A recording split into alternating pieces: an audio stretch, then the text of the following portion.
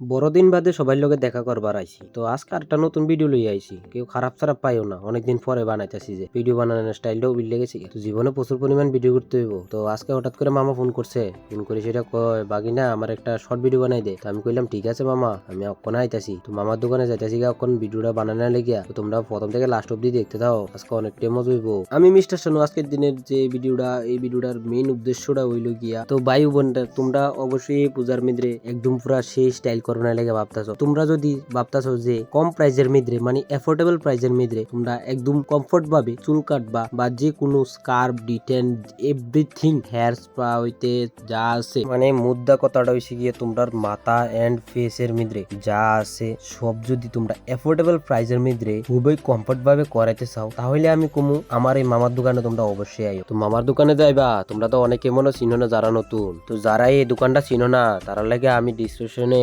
লোকেশনটা দিয়ে দেবো।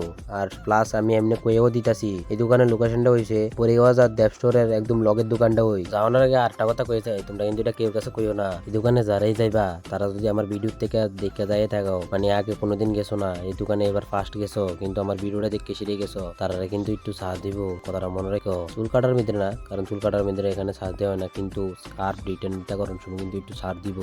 আর তোমরা লেগে আরো একটা সুখবর, কেউ যদি শিলের কাজ কিছু ডইলে করতে পারো, যে মানে একদম কম পারে, এরকম যদি কেউ থাকা থাও, তাহলে অবশ্যই স্ক্রিনে দেওয়া নাম্বারটার মধ্যে কন্ট্যাক্ট করো।